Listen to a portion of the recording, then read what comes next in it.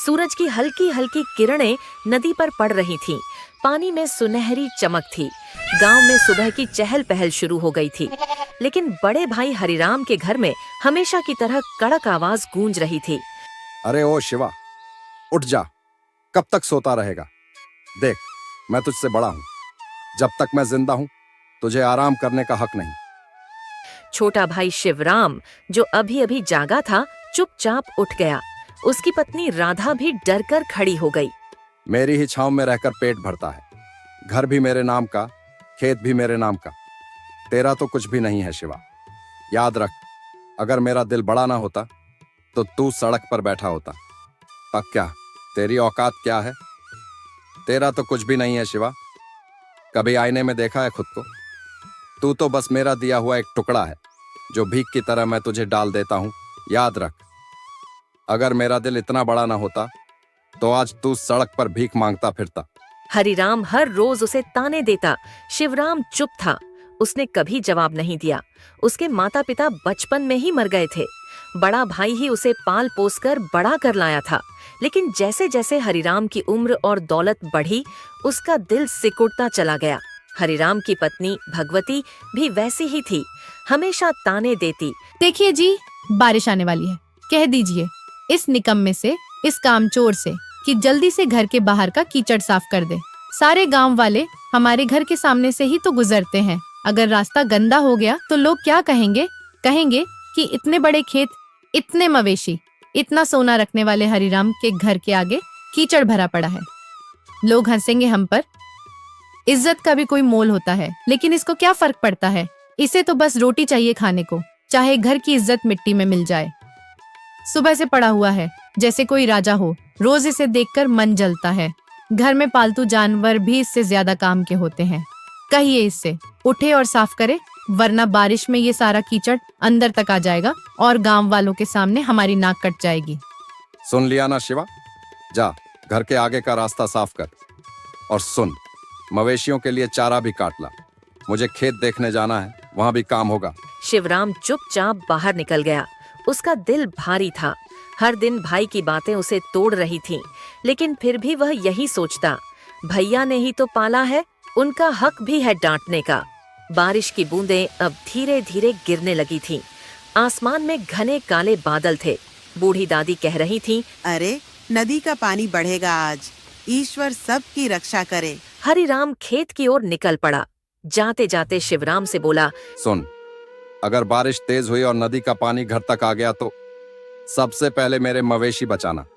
तेरा सामान तो वैसे भी कोई काम का नहीं, पर मेरी गाय भैंसें मर गईं तो नुकसान मेरा होगा। शिवराम की आंखों में आंसू आ गए, पर उसने सिर झुकाकर कहा, ठीक है भाई, जैसा आप कहें। आपका हर हुक्म सर आंखों पर। और हाँ, अगर खाना खाने का मन करे तो पहले मुझे खिला देना, तू बाद में खा लेना, समझा? यह कहकर वह चला गया। बारिश अब तेज होने लगी थी। आसमान में बिजली कड़क रही थी। शिवराम ने जल्दी जल्दी घर के बाहर का रास्ता साफ किया। फिर मवेशियों के लिए चारा काटने चला गया। मन ही मन उसने भगवान से कहा, हे प्रभु, इस बारिश में हमारे घर बचे रहें। भले ही मेरा कोई सामान बह जाए, पर भाई का घर बचा लेना। उनके पास तो सब कुछ है, मैं तो जहां भी जाऊंगा रह लूंगा। उसकी दया और भोलापन देखकर मानो बादल भी रो पड़े। बारिश और तेज होने लगी थी, लेकिन हरिराम को अपने खेत की चिंता थी। उसने दूर से देखा, पानी खेतों में भर चुका था, मगर उसके मन में सिर्फ एक ही बात थी, अब की बार फसल मरी तो शिवराम को काम से निकाल दूंगा। उसके पेट पर बोझ उठाने की ताकत मुझ में नहीं। उसके मन का घमंड और लालच बारिश के पानी से भी ज्यादा गहरा था। बारिश की बूंदें अब तेज होकर मूसलधार बन चुकी थीं। गांव के लोग अपने अपने घरों को मजबूत करने में लगे थे। नदी का पानी उफन कर किनारों से बाहर आने लगा था। उसी समय हरिराम घर लौट आया। मूड और भी खराब था। खेत का आधा हिस्सा पानी में डूब चुका था। आते ही उसने देखा, शिवराम ने चारा काटा नहीं था। दरअसल बारिश इतनी तेज थी कि शिवराम खुद भीगकर कांप रहा था, लेकिन हरिराम को उसकी हालत से कोई फर्क नहीं पड़ा। उसने गुस्से से चिल्लाकर कहा, निकम्मे, जब देखो तब भीगता रहता है, चारा नहीं काटा, अब मवेशी भूखे मर जाएंगे। तू किस काम का है आखिर? भाई, बारिश बहुत तेज थी, माफ कर दो, मैं अभी काट लाता हूँ। हरिराम की आंखों में घमंड और नफरत भर गई। उसने एक जोरदार लात शिवराम के पेट में मारी। शिवराम गिर पड़ा। उसकी पत्नी राधा दौड़ती हुई आई, लेकिन हरिराम ने उसे भी धक्का दे दिया। बंसी, उनका छोटा बेटा, जोर जोर से रोने लगा। बस, बहुत हो गया। आज से ये घर तेरा नहीं, निकल जा यहाँ से। मैं तुझ पर और तेरे परिवार पर एक दाना भी खर्च नहीं करूंगा। निकल जा मेरे घर से। शिवराम की पत्नी गिड़गिड़ाती रही। भैया, हाथ जोड़ती हूँ, ऐसा मत करो, बारिश हो रही है, हम कहाँ जाएंगे इस वक्त? देखो भैया, हमारा तो कोई नहीं है, ये घर ही हमारा आसरा है। अगर इसे भी छोड़ देंगे तो छोटा बच्चा कहाँ सिर छुपाएगा? भैया, भगवान के लिए, इतनी रात में, इतनी ठंडी में कहाँ जाएंगे हम? सड़क पर मर जाएंगे भैया। आपको जो चाहे सजा दे दीजिए, काम का दोहरा बोझ दे दीजिए, लेकिन घर से मत निकालो। जहां मर्जी जाओ, नदी में डूब मरना है तो मर जाओ, मुझे कोई फर्क नहीं पड़ता। ये घर मेरा है और इसमें रहने का हक भी सिर्फ मेरा है। बारिश की बूंदें अब शिवराम के आंसुओं के साथ मिल चुकी थीं। वह चुपचाप उठा। उसके गीले कपड़े उसके शरीर से चिपक रहे थे। उसने अपनी पत्नी और बेटे को साथ लिया और निकल पड़ा। उसकी पत्नी की आंखें लाल थीं, लेकिन उसने भी कुछ नहीं कहा। दोनों घर से बाहर निकल गए। बाहर ठंडी हवा चल रही थी। बारिश में उनके पैर कीचड़ में धंस रहे थे। बच्चे का शरीर ठंड से कांप रहा था। रात का अंधेरा उतर आया था। गांव के लोग खिड़कियों से देख रहे थे, पर किसी की हिम्मत नहीं हुई कुछ बोलने की। हरिराम से सब डरते थे। शिवराम धीरे धीरे नदी की ओर बढ़ गया। नदी किनारे थोड़ी सी ऊंचाई थी, जहां बरगद का बड़ा पेड़ था। वहीं पर एक पुरानी झोपड़ी थी। उसी पेड़ के नीचे उसने पत्नी से कहा, यहीं रुकते हैं राधा। देखो, ये पेड़ की जड़ें भले ही बाहर निकल आई हैं, ये झोपड़ी भी पुरानी और टूटी फूटी है, लेकिन हमारे लिए ये भी किसी महल से कम नहीं है। कम से कम हमारे सिर पर एक छत तो होगी। ईश्वर ने हमें हर मुश्किल से बचाया है राधा, आज भी बचाएंगे। मुझे पूरा भरोसा है, हमारे दुख के दिन जल्दी ही खत्म होंगे। हमें बस हिम्मत नहीं हारनी है। जब तक ये सांसें चल रही हैं, मैं तुझे कभी भी खुले आसमान के नीचे सोने नहीं दूंगा। सुनिए जी, हमने किसी का क्या बिगाड़ा था? हम तो हमेशा सबका भला ही चाहते थे, फिर भी भैया ने हमें क्यों निकाल दिया? उनका दिल इतना कठोर कैसे हो गया? हम तो अपने हक का भी नहीं मांग रहे थे, बस 2 रोटी और सिर छुपाने की जगह चाहिए थी। क्या यही हमारा कसूर था? भगवान ही जाने अब हमारा क्या होगा। राधा, मत रो, मत रो। देखो, बंसी को ठंड लग जाएगी, उसका बदन कांप रहा है। अगर तू ऐसे टूट जाएगी ना, तो मैं भी कमजोर पड़ जाऊंगा। मैं अभी जाता हूं गांव के बाहर, वहां पेड़ के नीचे सूखी घास पड़ी थी, वहीं ले आता हूं। देख लेना, इसी बारिश में, इसी ठंडी रात में हम अपना घर सजाएंगे।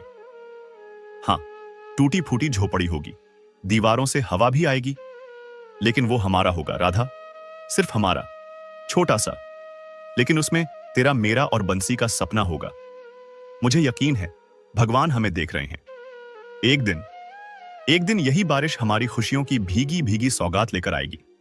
वह उठा और घने अंधेरे में चला गया। उसकी पत्नी अपने भीगे बेटे को सीने से लगाकर बैठ गई। आसमान से बिजली चमक रही थी। बरगद के पत्ते झड़ रहे थे, पर उसी पेड़ के नीचे एक टूटे परिवार ने नया जीवन शुरू करने की ठानी थी। बारिश की बूंदें थमती नहीं थीं। शिवराम, राधा और बंसी नदी किनारे बरगद के पेड़ के नीचे झोपड़ी में बैठे कांप रहे। बंसी भूख से रोने लगा। उसकी रोती आवाज सुनकर राधा भी रो पड़ी।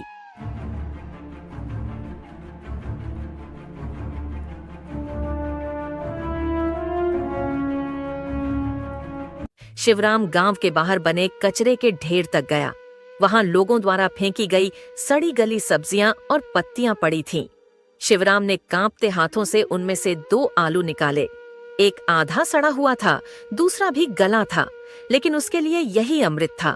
ईश्वर, तू ही मालिक है, तू ही रक्षक है, उसने कहा।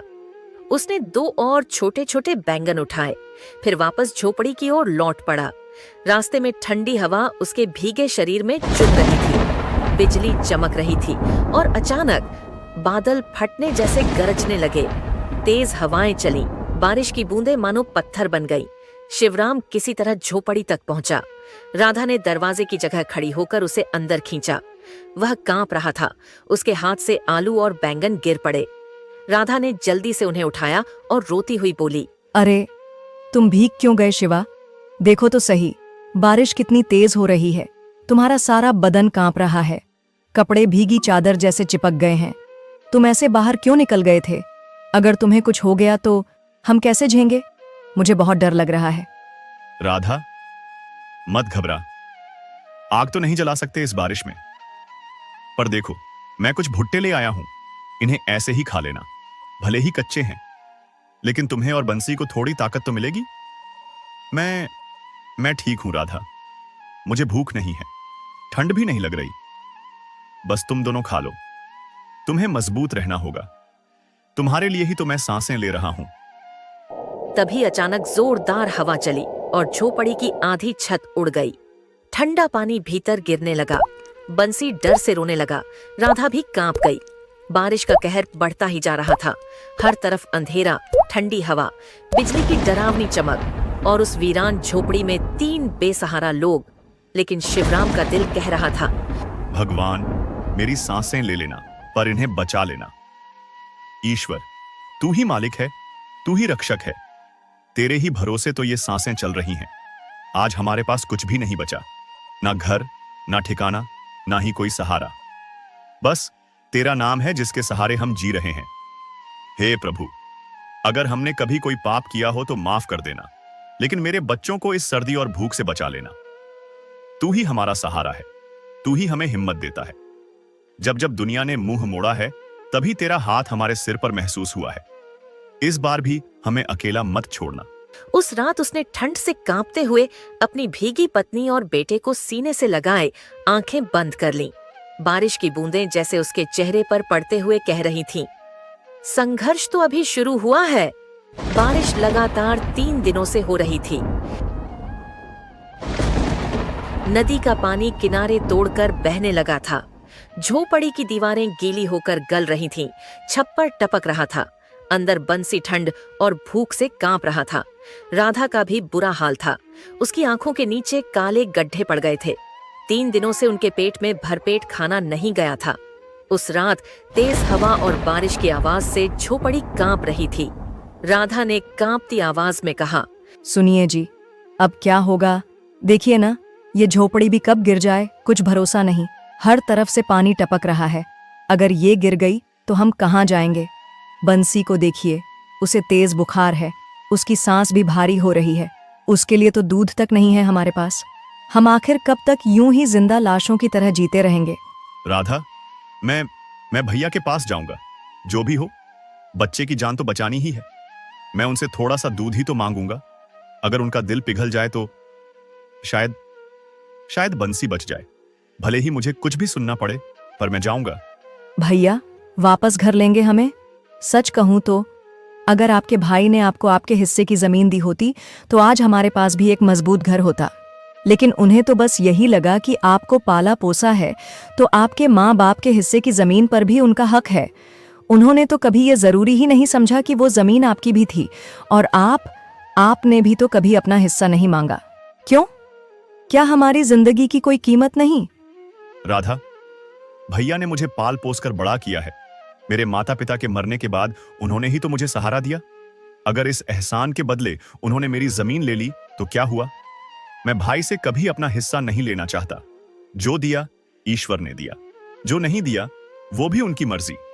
अगर मेरे नसीब में होगा तो ईश्वर खुद देंगे। लेकिन मैं अपने भाई से कुछ मांगकर उनका सिर झुकाना नहीं चाहता। पर आज बच्चे की जान बचाने के लिए मुझे उनकी मदद लेने जाना ही होगा। शिवराम के दिल में भी यही उम्मीद थी। वो रात में ही अपना निकल पड़ा। रास्ते में घुटनों तक पानी था। बिजली की चमक में सब और भी डरावना लग रहा था। गांव के कच्चे रास्तों पर फिसलन थी, लेकिन उसके कदम नहीं रुके। वह भाई के घर पहुंचा। दरवाजा बंद था। अंदर से बातों की आवाज आ रही थी। भैया, दरवाजा खोलो। अंदर हरिराम अपनी पत्नी भगवती के साथ बैठा गर्म दूध पी रहा था। अब ये कौन आ गया इस तूफानी बारिश में? दिन भर की मेहनत के बाद चैन से बैठा भी नहीं जाता। हर वक्त कोई ना कोई मुसीबत दरवाजे पर आ खड़ी होती है। कौन होगा इतनी रात को? और अगर भीग भी रहा है तो मुझे क्या? सबको मेरी ही चौखट दिखती है क्या? जाओ जहां जाना है, मुझे कोई मतलब नहीं। जाके मरे बाहर। हरिराम उठा, दरवाजा खोला। सामने शिवराम को देखकर उसका चेहरा तमतमा गया। उसने तिरस्कार भरी नजरों से पूछा, क्यों आया है यहाँ? क्या चाहिए तुझे इस वक्त? दिन हो या रात, हर वक्त भीख मांगने चला आता है, जैसे हमारी ही छाती पर मूंग दलनी है तुझे। बोल क्यों आया है? भैया, बंसी को तेज बुखार है। 3 दिन से बारिश में भीगा पड़ा है। उसका पूरा बदन ठंडा पड़ रहा है। उसके पास ओढ़ने को कुछ नहीं है, खाना भी नहीं है। झोपड़ी कभी भी गिर सकती है। भैया, कुछ अनाज दे दो, कोई पुरानी चादर ही दे दो। बच्चा है भैया, उसकी जान बचानी है। हम कहीं और नहीं जाएंगे, बस उसकी सांसें चलती रहें। इतनी सी दया कर दो। सुनो जी, देखिए तो ये फिर आ गया भीख मांगने। निकम्मा कहीं का, काम धंधा तो है नहीं, बस दूसरों के दरवाजे पर हाथ फैलाना आता है। अरे हट, हमारे पास भी खाने को कुछ नहीं है, समझे? और सुन, भगवान के नाम पर मत आना बार बार। जो अपनी बीवी बच्चों का पेट नहीं पाल सकता, उसे तो मर ही जाना चाहिए। चल निकल यहाँ से, हमारा सिर मत खा। भैया, एक बार बंसी को देख लो, छोटा सा है, मर जाएगा तो। निकल जाए यहां से। मरना है तो मर जाए, मुझे क्या फर्क पड़ता है? तू जिए या मरे, मेरी जिंदगी पर कोई असर नहीं पड़ने वाला। हर बार रोनी सूरत लेकर चला आता है, जैसे तेरे जिम्मे का मैं ही सब कुछ हूं। निकल यहां से। और सुन, आइंदा मेरे दरवाजे पर भी मत टिक जाना, नहीं तो इस बार खदेड़ दूंगा, समझा? जा जहां जाना है, मरना है तो मर जा। मुझे तेरी और तेरे बच्चे की कोई फिक्र नहीं है। बारिश की बूंदें उसके आंसुओं के साथ बह रही थीं। वह उलटे पांव लौट पड़ा। गांव के कुछ लोग अपनी अपनी खिड़कियों से देख रहे थे। शिवराम ने एक घर के आगे जाकर मदद मांगी। घर के मालिक ने तिरस्कार से कहा, जब तेरा अपना भाई ही तुझ पर दया नहीं कर रहा तो हम क्यों करें? निकल यहाँ से। आखिरकार वह टूटे दिल से, भीगे कपड़ों और खाली हाथों के साथ फिर उसी नदी किनारे की झोपड़ी में लौट आया। राधा ने उसके चेहरे की हालत देख ली। उसने कुछ नहीं पूछा। दोनों की आंखों से आंसू चुपचाप बहते रहे। बाहर बारिश और तेज हो गई थी। बिजली की कड़क सुनाई दे रही थी। दूर आसमान में बादल गरज रहे थे। ऐसा लग रहा था जैसे आसमान भी रो रहा हो, इंसान की बेदिली और लालच पर। बच्चे के लिए खाने का इंतजाम करने वो फिर से निकला। रात अंधेरी थी। रास्ते में गांव के बाहर पीपल के पेड़ के नीचे उसने एक बूढ़ी अम्मा को देखा। उसके शरीर पर एक फटी पुरानी धोती थी। उसके बाल भीगे हुए थे, उसके होंठ कांप रहे थे और आंखों में बेबसी थी। वह पूरी तरह भीग चुकी थी। शिवराम का दिल रो उठा। उसने झुककर पूछा, अम्मा, यहाँ क्यों खड़ी हो इतनी बारिश में? भीग जाओगी। तुम्हारा ये पतला सा कपड़ा भी सारा भीग गया है। चलो कहीं छांव में बैठ जाओ, ठंड लग जाएगी। अम्मा, कुछ तो बोलो, इतनी रात को यहाँ अकेली क्यों खड़ी हो? बेटा, कई दिनों से कुछ खाया नहीं। भीख मांगने गांव गई थी, मगर किसी ने कुछ नहीं दिया। किसी के पास 2 वक्त की रोटी भी नहीं बची, या शायद किसी का दिल ही मर गया है। अब ये बूढ़ा शरीर जवाब दे रहा है। खड़े खड़े भी सांस नहीं ली जा रही। हाथ पैर सुन्न हो गए हैं। पेट में भी कुछ नहीं। लगता है बेटा, अब भगवान ही बुला लेंगे। आज शायद आखिरी रात है, पर कोई बात नहीं। भगवान के पास जाऊंगी तो शायद वहाँ भूखा ना रहूं। शिवराम की आंखों से आंसू बह निकले। उसने कांपते हाथों से अपनी भीगी जेब टटोली। उसमें गांव के कचरे से मिले 2 छोटे आलू थे, जिन्हें वह बंसी और राधा के लिए लाया था। लेकिन अम्मा की हालत देखकर उसका दिल भर आया। उसने दोनों आलू बूढ़ी अम्मा के हाथों में रख दिए। अम्मा ने कांपते हाथों से आलू पकड़े और आंसुओं से भीगे हुए चेहरे से मुस्कुराई। बेटा, तूने आज मेरी जान बचा ली। लोग अपने बच्चों के मुंह से निवाला नहीं छीनते, लेकिन तूने अपनी पत्नी बच्चे का निवाला मुझे दे दिया। भगवान तुझे बहुत देगा। अम्मा, मेरे नसीब में देने के लिए कुछ भी नहीं है। ये तो बस मेरी मजबूरी और लाचारी है। मैं खुद किसी से मांगता फिर रहा हूं। भला तुम्हें क्या दे सकता हूं? काश अम्मा, काश मेरे हाथ में भी कुछ होता तो तुम्हारे पैरों में रख देता। मैं तुझे आशीर्वाद देती हूँ बेटा। बोल, क्या चाहिए तुझे? जो मेरे बस में होगा वो दूंगी। बूढ़ी हूँ, हाथ खाली हैं, पर दुआएं देने की ताकत तो अभी बाकी है। अम्मा, आप भी मजाक कर रही हो? भला आप क्या दे सकती हो मुझे? लेकिन अगर सच में कुछ मांग सकता तो एक पक्का घर मांगता।